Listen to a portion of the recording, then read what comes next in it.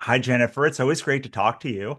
Oh yeah, super fun to visit with you too. Since the first moment that I read Trope the Source, I've been a huge fan of yours. Like I kind of geeked out at you the first time that we met. And I was like, I love your thing. But you might not be a celebrity to some of the people here who are listening. So like you want to introduce yourself?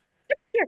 I don't I think that's the first time I've ever heard the word celebrity in conjunction to my name because I don't think about that. So that's just really funny. But yes, let's see. I'm a USA Today bestselling author. I have a background in linguistics and literature. I've been writing for like over 25 years, and I have 25 fiction books published under a variety of pen names. And during the pandemic, I was doing a lot of help with plotting. And that was when I kind of stumbled into the whole trope thing because I discovered at that time when I was working with authors, I needed a common language to talk about how story building blocks. And again, like, it's like with anything with teaching, you end up learning more than the students, it feels like. So as I was working with them, I'd say, oh, okay, so you're talking about like, this is kind of like an orphan journey, or this is kind of like an enemies to lovers. And at that time, back early in the days of the pandemic, the response that authors would give me was like, oh, but that sounds like a trope, and I wanted to write a good story. And so it was super interesting to me to think about, okay, why do we need these building blocks? But, writers are feeling really like a serious sense of shame for using them. So I took the time in the pandemic to like do this deep dive into all my favorite things in terms of like books and movies and series. And I just started to see tropes everywhere. And I discovered, oh, they're actually in everything. It's just the matter of how you develop them and other things that we'll talk about for like how much people see them, how much people react to them, how really they can like superpower your story. So I wrote this one book, The Trope Thesaurus, and even though I know Theodora Taylor, we hadn't like talked about our because her book came out just a little ahead of mine, but it was like really funny because we were like working like in parallel tandem without knowing it. Mhm. Um, and so then it's just kind of been fun because, she's super fun to talk about. But it was just kind of like, oh, our brains were both picking up, I think, because at the time, there wasn't a lot of talk about tropes in the writing community, but oh man, there was in the Netflix community and that the whole like streaming community. You kept seeing them coming up in like my BuzzFeed. Like, you like the, best friends trope? Watch these 5 movies. So I was kind of like, oh, well, people are really talking about tropes. Why aren't we talking about them more in the author world? So I wrote this one book, put it up there. I had no idea if anybody would be interested in it. And I was very surprised that people have been interested in it. And so I've just kind of continued that work, which has really been interesting for me to like learn more and more about why tropes are so powerful. So Awesome. I love it. And there are like multiple versions now. You have a new one coming out soon. You have sci-fi, I have a horror. horror, romance, science fantasy fiction, and the mystery thriller will come out in January with the amazing Sarah Rosette is co-authoring that with me. I love it. I love it. And if you have read Write Irresistible Books That Readers Devour, which is one of the things that we integrate into Plot Drive, like I did a chapter on tropes and universal fantasies, and you and Theodora are like the main people that I cite in that thing. So you've been a celebrity to me and hopefully this whole community because they're all reading the book, right? But let's just say somebody here hasn't seen doesn't know what a trope is. They haven't read the book. Like, can we define trope a little bit for everyone? Absolutely. That was one of the first things I had to figure out because I don't think a trope is the same thing as a stereotype or cliche. So I will tell you how they kind of came to that differentiation. So I really think that a trope is something that's like universally understood. Like when you hear the word, orphan, quest, marriage of convenience, you know what that is. You don't need a long, explanation. I think that tropes are like neutral story building block ideas. We can take those and make them into stories about antagonists, side characters, protagonists, whatever. But it's just kind of this idea that we're going to start to develop. And the other thing that I really think is important about tropes is that they're really relationships. That's why they have, stayed around for all these years. is that it's really a way to show, don't tell in our stories by using tropes to get readers hooked into like the emotions about that. So those were kind of like the three things that I was like, okay, this is like what a trope is. And then I differentiate that from a cliche or stereotype because I feel like those are very fixed and have a negative connotation. If you think of like the examples, these are like dumb jock or dumb blonde or things like that, that it's like they already have a value judgment on it, where a trope is just an idea, you Right. know? Well, So and that's those things are also very tied to a specific time and place, right? Like the cliche, a trope seems to be more like eternal than a cliche or a stereotype is something that like might really land in 1920, but in 2025, like they just don't land anymore. But like if you have a chosen one narrative in 1920, in 2025, you can still have a chosen one narrative and it would still hit just as hard. absolutely, and that's like still incredibly popular. And kind of, I was just talking about this weekend with another group, but it's kind of like I think a really good example was the movie 40-Year-Old Virgin. So you take the the virgin concept, which you would feel like at this time in our society, do we really need another story about like just a like a young virgin female? But what they did was they kind of twisted it enough to take, oh, it's about an emotional journey, but switched the genders and made it about, this 40-year-old guy. And the story in the movie, most people have probably seen it. What really resonates is the emotional journey with it. Yeah, it's funny and there's some raunchy parts and all that, but it's really about this guy trying to connect emotionally with another person to find his soulmate. And that is like, I think, a great example of a trope that you would think has been played out and maybe there's not any more game left in it, but Hollywood was able to find out a way that it was. And you can see how, like, oh, it's still relevant. Right.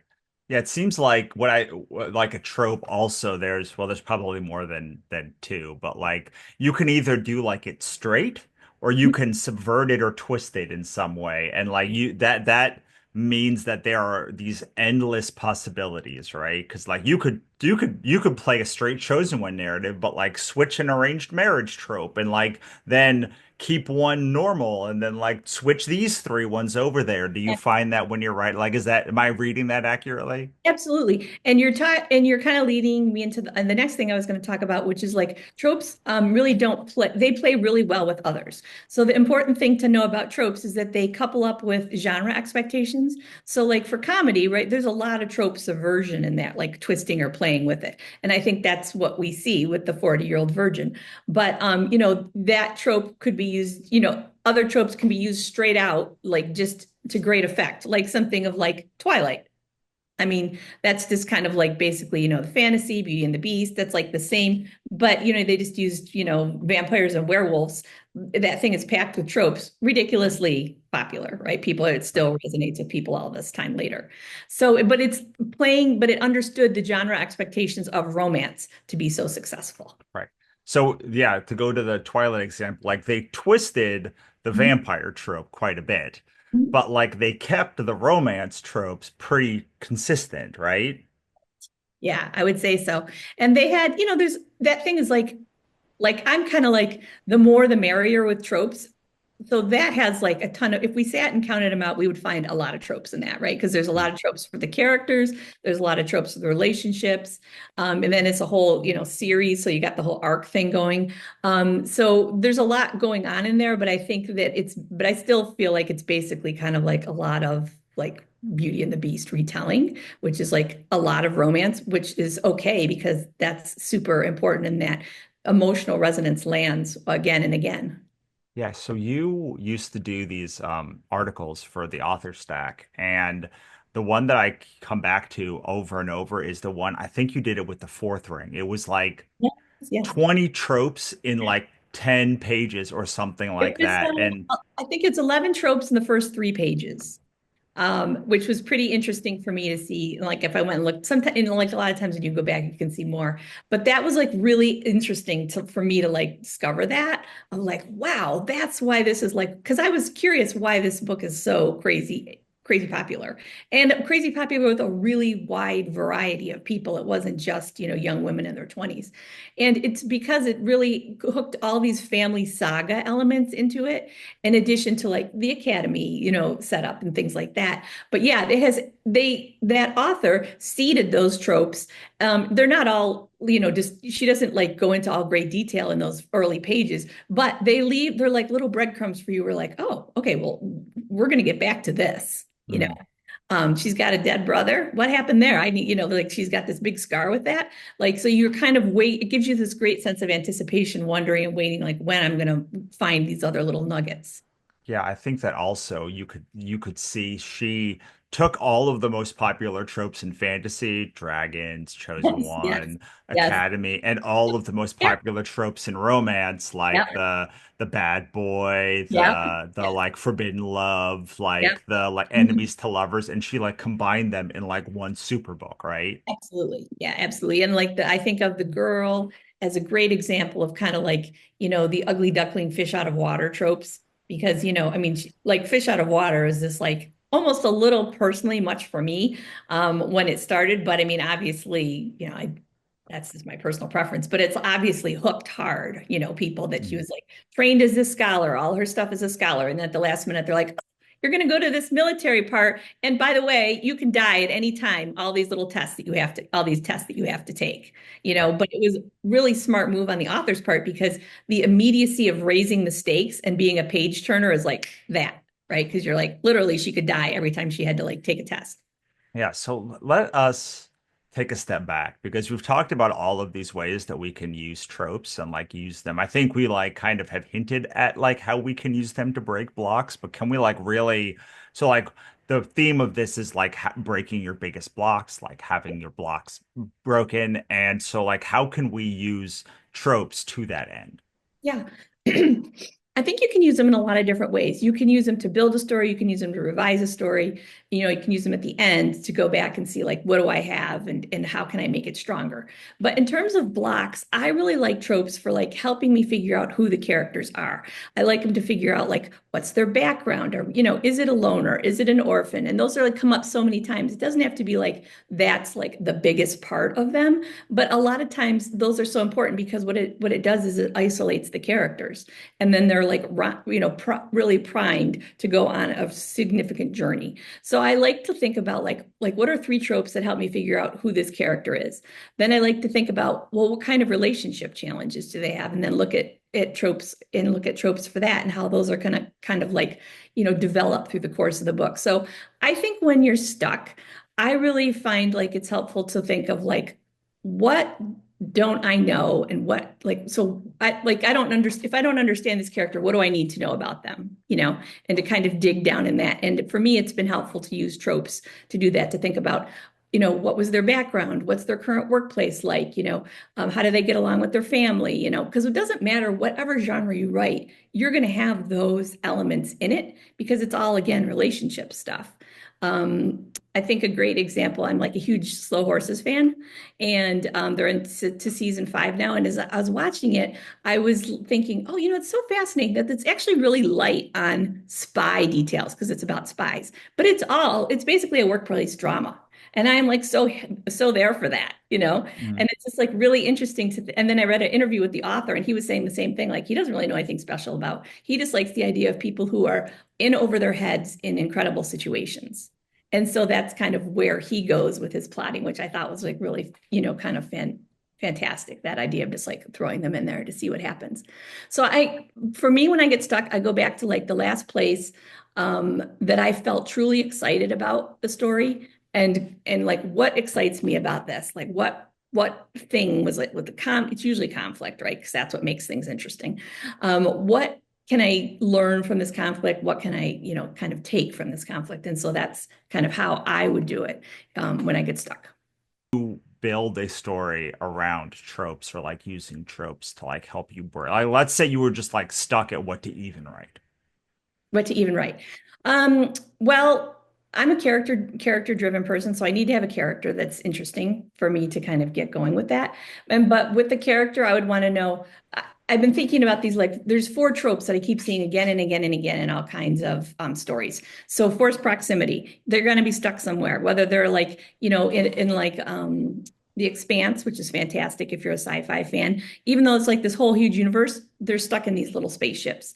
So you're going to look at forced proximity. You're going to look at a ticking time bomb. Why is this story happening now and not like, last week or two years from now? And I think that's really, really important because people will think of ticking time bomb as like literally something of like a heist or, something that's like very immediate. Yes, but it can also be a birth, a death, a job change, a move, anything that kind of like tips the scale out of normality into like a new situation. So that's a Or second. just like a new project at work or like a dance Yeah, coming up. Like I think right. romance is Yes, actually very good at like finding ways to make ticking time bombs yes, like yes, unique. And it's like, oh, they have like their mother's coming in two right. weeks. Like their best friend has a promotion and she has to take over their old job. Like there's just Yeah, like yeah, right. 900,000 ways to do ticking time bombs. Right, right.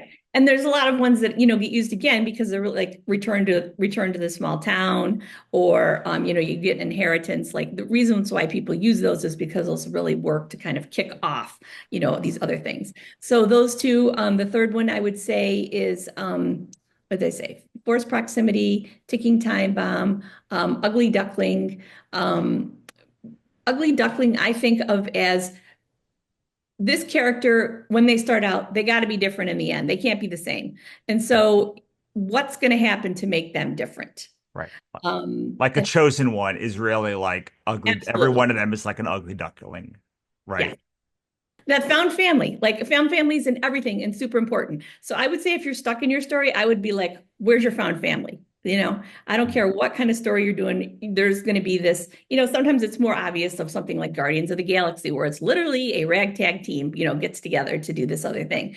But then it's going to be something, can be more something much more subtle, but it's really going to be a huge part of your protagonist journey. And it's going to really be the kind of like secret sauce for your story because everybody loves found family. I mean, Yeah. you do. Yeah. So, I mean, that's why I'm watching Slow Horses. Sure. Yeah. Absolutely. I 100%. would say I would totally think about like those four tropes with your story, and it doesn't matter what. We didn't talk a lot about genre expectations, which is really a whole other Well, conversation. let's talk about genre because, like, I feel like a lot of blocks are like, I don't know what story to tell. I don't know what genre it's in. I don't know like Yeah. how to make it better. I don't know how to make it a hook. And this is where I think um, tropes are even more powerful because you can be like, okay, I've got a book. It's a thriller and be like where like does it hit these six things or 10 things or like these kinds of tropes and like if you're looking to be like how can I make this hit harder you can almost always find a trope to either do or subvert better. Absolutely. Absolutely. I think the important thing about genre expectations is it really helps your audience understand what kind of story they're reading. So, like we know for romance, it's some type of happily ever after or happily ever after for now. That's not the same thing as a love story, which would be something of like, the characters have an arc, but in the end, one dies, or one, runs off with somebody else. That's fine to write that story, but for the love of God, don't call it romance because you're just gonna like the romance Right. readers will just be like insanely unhappy. Mystery is like, is justice going to happen? Are we going to find this killer? Thriller is like, are you going to survive the event? Are your characters going to survive the event? I feel like women's fiction is very much about like this kind of ugly duckling transformation. It's about a woman's journey, and there may be romance relationships in it, but it's her focus, not on like a couple or things like that. So science fiction and fantasy, I really feel like it's can be all of these other elements, but really careful attention to world building. And horror, I feel like, the monster. Right. Have we found the monster? And those are like super simplified, but I think they're really important because it really helps you narrow down on like where does this story fit in this big, Right. world of stories out there. Yeah, I mean, let's go back to horror for a second because I think one of the other things about horror is like nebulous endings. So like if you want your book to have a nebulous ending, like really psychological horror, like supernatural horror, kind of suspense, maybe, but like horror is kind of like unique in that, like, I guess fantasy, but fantasy is usually in series. Like if you finish a fantasy book, like, and it does not have a second book, there Mhm. is usually almost always a definitive ending to those books. The only place that I can think of is like Lovecraftian horror or like these things where like I read a lot of like ghost house or demon possession books that just like kind of end and you're like, oh, well, what was the end of that book? And it's like, well, the horror is that you don't know, Right, right. you know. Yes. I had somebody say, because I always think of horror as like, who is the monster and kind of fighting the monster. But I had somebody say once that horror is about the loss of hope. And I think that is also super smart.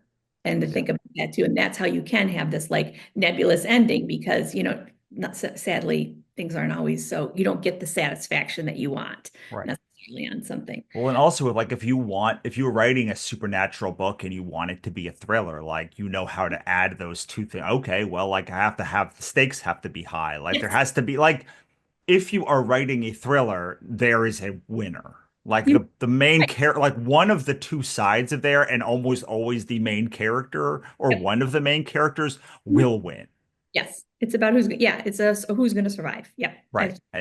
And a lot of times what you'll see in your reviews, if you like release this book, is Mhm. like people saying, this is not, I did not like the ending. And you're like, well, I clearly like made a nebulous ending or the bad guy won or like and it's like Yeah. and I marketed it as a thriller and like maybe it's a different kind of book. Yeah. Yeah, I mean, it's hard because yeah, marketing is kind of like, a whole other like I recently had watched and was thinking about Silence of the Lambs as kind of like the prototype thriller, right? Right. There's a lot of stuff. Sarah and I have been talking about this in particular, this example, but it's like really, I think that's a great one to study for like if you're writing a thriller and you're not sure what things you should have in there, that's a great one to look at, like how Yes. what the things are in there.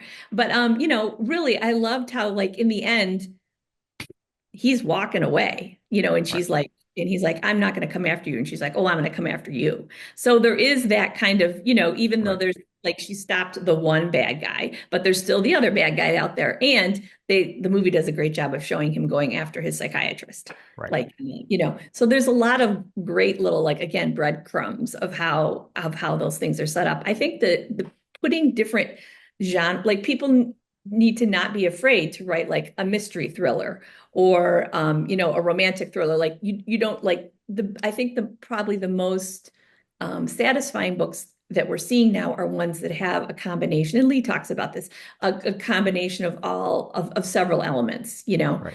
So because our tastes are more sophisticated, I think, with Well, and storytelling. I think that, well, of course she did because she's a forest, but like, I think what's interesting is like, so if you read the Godsverse Chronicles, that series is a fantasy action adventure because I took the structure. So like you can lay if you know you want to make a fantasy book, you can take the fantasy and you Mhm. can say, but I want to make this like a Doc Savage. I don't know if anyone who's listening to this will know Doc Savage, but he's a big action adventure star in like pulps in the 40s, 50s, and 60s. And then like I was like, I like those two elements. So like now I know that my books are noble bright, Mhm. action adventure, like fantasy books. And like that gives people a lot of information because if you write a noble bright book, in fantasy, the heroes win. If you, Mhm. it's the opposite of grimdark. If you write a grimdark book, like it should end. Those are other books that can end nebulously. That's why I didn't say like, but like usually the world is worse at the end of it, even if the hero wins. Like they are worse for wear. Like Yeah. everything's worse for wear. Like and they failed in some major way, or like it's just a long series and it just keeps getting more bleak. Yeah. So like if you know, well, I want to write in fantasy. I don't want to write grimdark.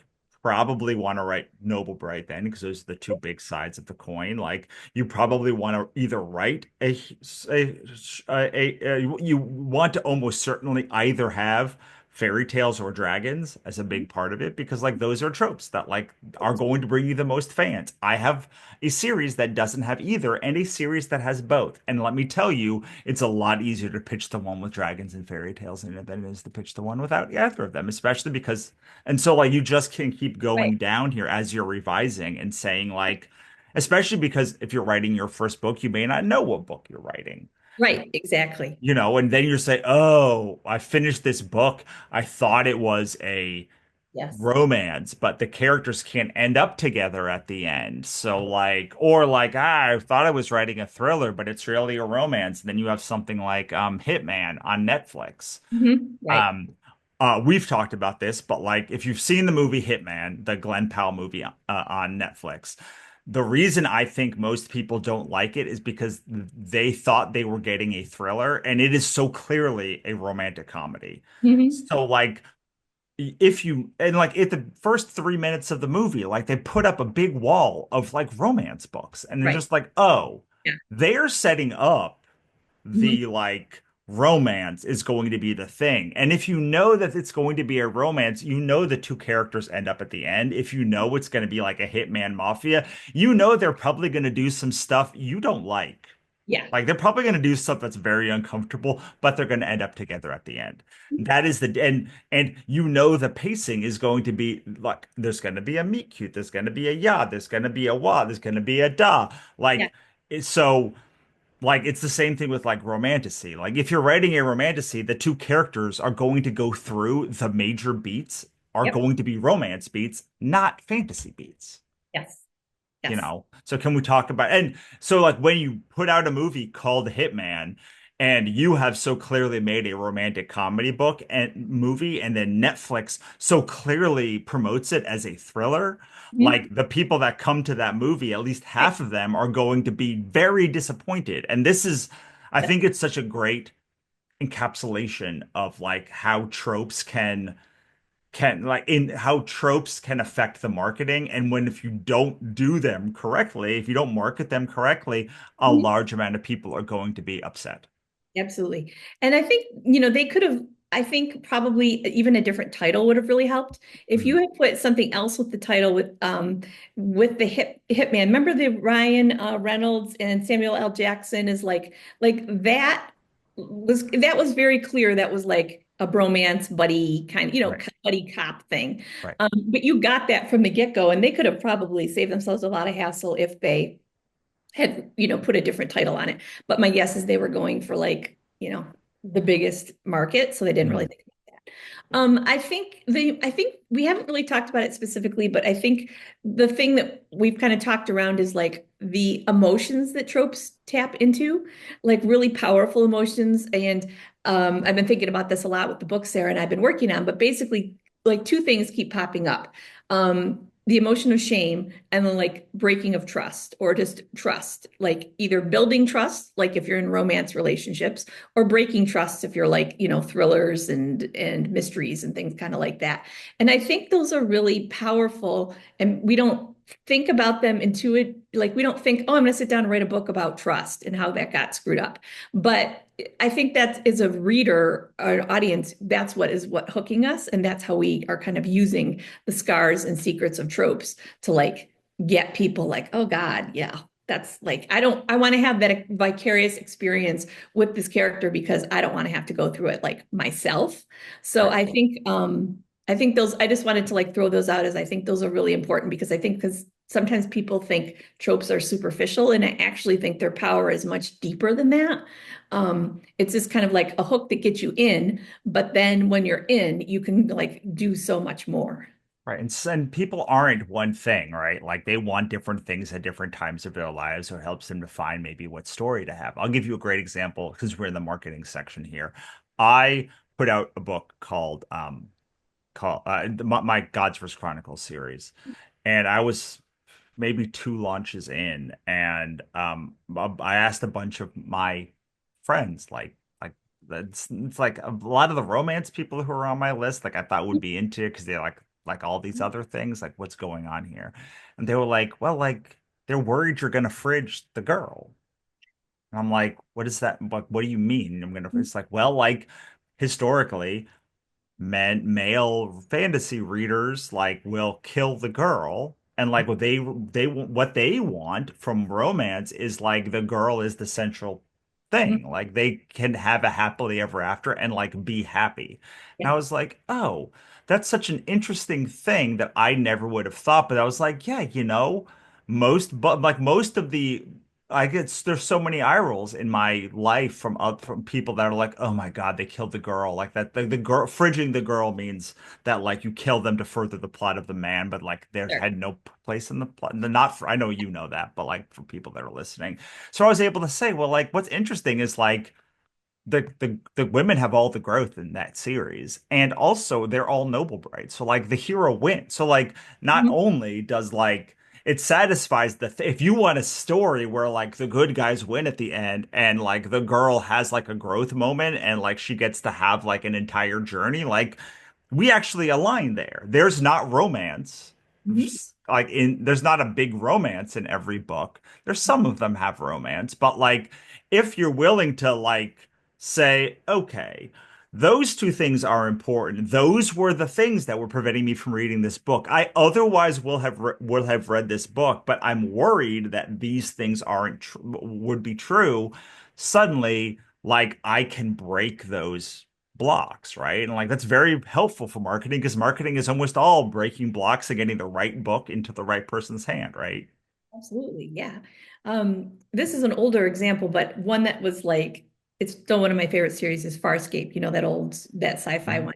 And the lead character said he and the female protagonist, they decided they were going to play it like a romance. And it was like, oh, like, but you don't get that, like, generally from like, I was very resistant to watching it. And my husband said, I think you're really gonna like this show. And I was like, no, it's weird. The music's weird. They're blue. I don't want to watch it. And so I finally watched it and I was like, oh my God, it had like great sexual tension, the characters, but it was like, yeah, their marketing on that was way off, Right. in terms of like, it was very character driven. And it's just like, you really need to know, like, what is this? What kind of is the emotional part of a story that you're writing? I mean, you don't may need to know that every day when you're working on it if you're just kind of working through your first draft. But at some point in the end, it's very helpful to like know that to save yourself a lot of as Right. what you'd experienced. Well, and also Farscape is a fantasy series. Like, I mean, it's science fantasy, but like if you are making Farscape and you are marketing the Farscape series, you Mhm. should not market it to Expanse fans because Expanse fans are very hard sci-fi. You should market it to Doctor Who fans who are very fantasy, So like another way where you're like, well, if you know that you're writing Farscape, Mhm. like, and you market it to people. There's some people that like Expanse will like Farscape, but like I would not be like if you're watching Expanse, you're like you want hard sci-fi vibes, and so you want other things that are hard sci-fi vibes, and then when you watch Doctor Who, now you want Doctor Who vibes, and that is where like this softer sci-fi, the sci-fi fantasy really become effective, right? Mhm. The biggest things I really want people like the reason why I have been doing this work is I really want people to not be afraid of them, because I really feel like they're a tool for us to use to manipulate, and they're not like the strange other weird thing. Like you have the power to do that as a creative person, to put them together and all kinds of different ways. So I really that's the kind of biggest thing, and to be kind of on the journey of that is just like start looking for them everywhere, because I guarantee you will find them everywhere in like every book and every movie, and I see them in ads, and they're going to be in short things and they're going to be in long things. They're just everywhere. So I just would encourage people to look for them and to not be afraid to play with them. Awesome. I love it. Thank you so much for joining us today, Oh, thanks for Jennifer. having me.